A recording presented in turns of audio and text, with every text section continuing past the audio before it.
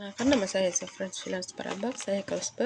Di sini saya akan menjelaskan beberapa materi mengenai manajemen peserta didik. Yang pertama, konsep dasar manajemen peserta didik. Yang kedua, perencanaan peserta didik.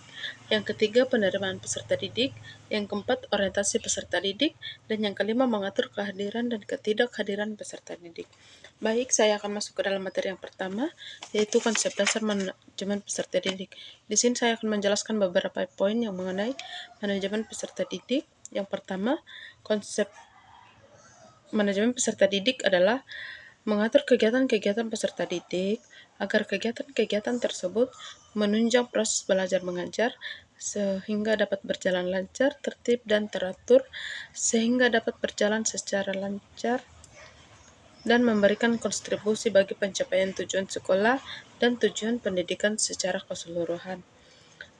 Poin yang kedua, konsep dasar manajemen peserta didik adalah merujuk pada prinsip-prinsip dan pendekatan yang digunakan dalam pengelolaan sistem pendidikan secara efektif.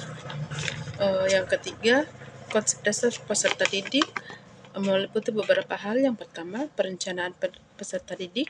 Yang kedua, pembinaan peserta didik. Yang ketiga, evaluasi pembelajaran. Yang keempat, mutasi peserta didik.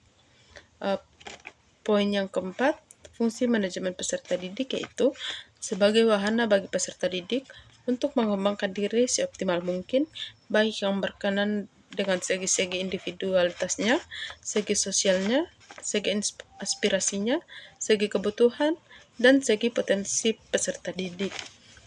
Baik, saya akan masuk ke dalam poin yang kedua, yaitu perencanaan peserta didik.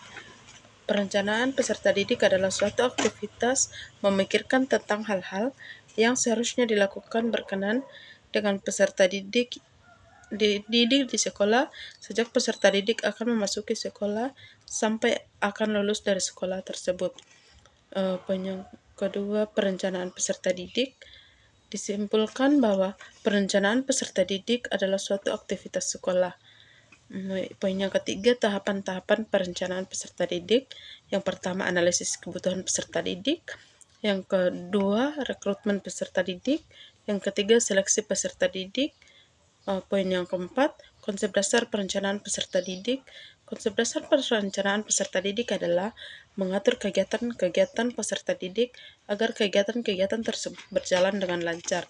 Baik, saya akan masuk ke dalam poin yang ketiga, yaitu penerimaan peserta didik baru merupakan salah satu proses yang ada instansi pendidikannya guna untuk menyaring calon siswa yang terpilih sebagai anak didik baru di sekolah tersebut. Poin yang keempat, orientasi peserta didik. Orientasi peserta didik adalah kegiatan penerimaan siswa baru dengan mengenal situasi dan kondisi lembaga pendidikan tempat peserta didik itu menempuh pendidikan. Poin yang kelima, mengatur kehadiran dan ketidakhadiran peserta didik. Informasi kehadiran atau ketidakhadiran peserta didik sangat berguna untuk mengambil kebijakan baik pada tingkat kelas maupun tingkat sekolah. Terima kasih.